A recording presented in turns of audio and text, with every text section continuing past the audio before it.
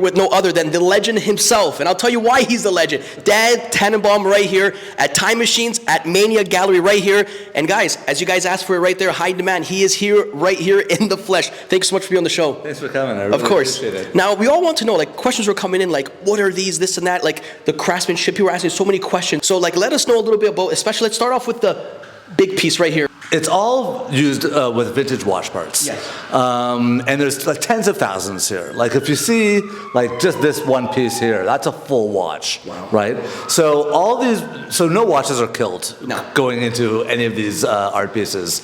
In fact, all of these are on their way to the junkyard. Oh, okay. So the concept of watches, which I love, I'm a big collector of watches, that have been through different lives, right? They've been to weddings and funerals and whatever. Now they're on their way to the garbage heap. I want to breathe new life into them. Revive them. Yeah, right? So they live another life, albeit in a different form. So what I've done is I've taken a lot of iconic imagery and I've encrusted them with these vintage watch parts.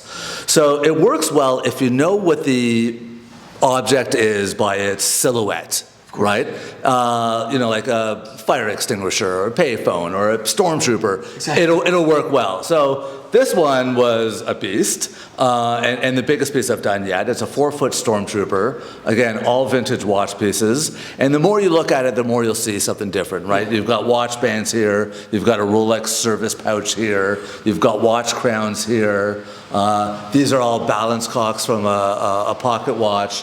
This is a pocket watch from 1910. Wow. I mean, it's just iconic. On and on. Yeah, and again, the more you look at it, the more you'll see something different, which is something I love. Was there like an inspiration also behind this? Like, yeah. When did you start this? So I was an art director in my youth. But you turn 30 in that industry and they look at you like you should be drinking prune juice and have a walker, right? So I started tech companies, okay. And which I love. I'm still doing that today. But I felt like I wasn't accessing my creative spirit, right? I wasn't being creative, which I love doing, right? Yes. So I was at one of my watch dealers. He had a bucket of watch parts. And I'm like, what is that? And he goes, it's my garbage. Yeah. So I'm like, can I have it? And he's like, yeah, dude, it's my garbage, right? So I came home, I started playing around. I actually started making cufflinks first, which I sold at Holt Renfrew, and it was doing really well, but it wasn't challenging enough for me.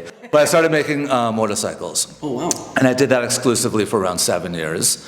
And then I started encrusting various things, and that's kind of where everything exploded. For like the sneaker culture right here, like this right here was just a standout. People were just commenting on this one right here. So this is great. You know, a lot of people call and ask, you know, for me, like I want one of your cause pieces, or I want something like that. Yeah.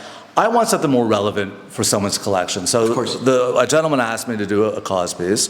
I said, what else do you collect? What else do you love? Yeah. And he's like, well, I'm a sneakerhead. I'm like, well, let me try to encrust a sneaker. I don't know if this will work. So it actually works brilliantly. Here, hold it, just so you can kind of get a sense of the weight, right? Because people are always like, how much does that weigh? I'm like, let me just show you how much this weighs. Yeah, that's really heavy, wow. That's the one thing that, you know, photographs, you know, just really don't capture. Actually, photographs, it's so hard to really show what these look like. Like, and the craftsmanship's incredible. Like the rope chain, as in the laces, if you can see right here, it's just incredible. You know what this is? This is a chain from an old grandfather clock. Oh, right? Wow, really? Again, I thought it looked like a rope chain. Like it's all watch or clock related, right? This one actually has a lot of Rolex pieces in it. Look at the back of it, though. Wow. So, you know, like these are I say Rolex, Folex, right? Because I won't use a real Rolex. Of course.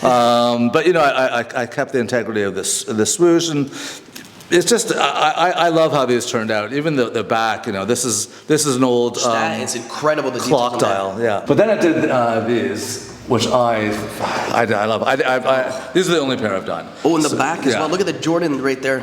It's the little details that are just like magnificent. They're so fun, you know. They're really quite expressive themselves. The culture, like you have this, exactly, for the culture. So I don't know which controller this is, but it looks like an Xbox, I believe. I think you're right. Yeah. Okay. So, but you know, again, I kept, you know, exactly how it looks. You know, there was 3 buttons here, so I used some watch crowns. Again, the controllers, these actually kind of still jiggle.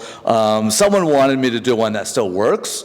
That's impossible, right? Just because of the glue and all that, it gets a little sticky. But you know, there's these things and these buttons. You know, and again, I kept it so you could, you know, display it or, you know, or even hold it. But again, you got to hold this thing.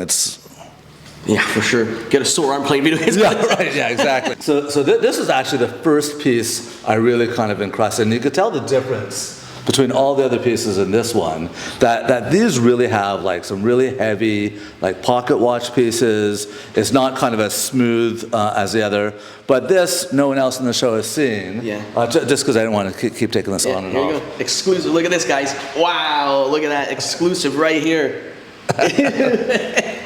Wow. And the teeth, like just even the details, like look at the teeth as well. Like, You know, I love this piece. At first, I thought, is it going to be too creepy? Yeah, exactly. Right? Like, am I going to be scared at night, waking up and and seeing this thing, kind of like, getting a glimpse of the moonlight, But I love it. like who have you also worked with, as in I think it was Chief Keef as well. You got a piece for him as well. What did he get? Because people obviously love that. I got questioned that as well. They're like, what did he get? Chief Keef get? Sosa got 2 of the cause pieces. He got a dunny, and he got a couple of guns. Wow. Yeah. And that's what I really love about this. What I've created with this artwork is I've really connected with very kind of obscure people from my circle, right? Exactly. Here's this 52-year-old Jewish man from Forest Hill, You look Toronto, young. right?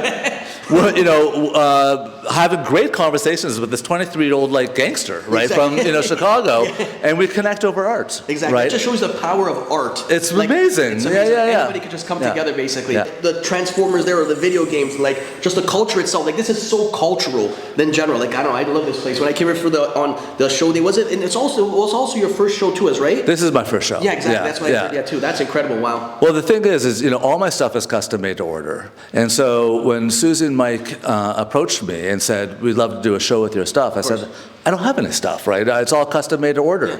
So I went home and I was like, listen to my wife. They wanted to do a show of my stuff. I don't. So my wife walks around the house and says, you don't have stuff? Stuff, right? I'm like, oh my God, I do. And so I committed to the show, but I was a little bit nervous because I didn't have that showstopper. Yeah. And that's why I did the Stormtrooper. Oh, it's beyond the showstopper. Yeah. There's so many showstoppers too. Guys, check them out. Time Machines at the Mania Gallery. Hey, what more can I say? Thank you so much. Thanks, legendary. Thank you.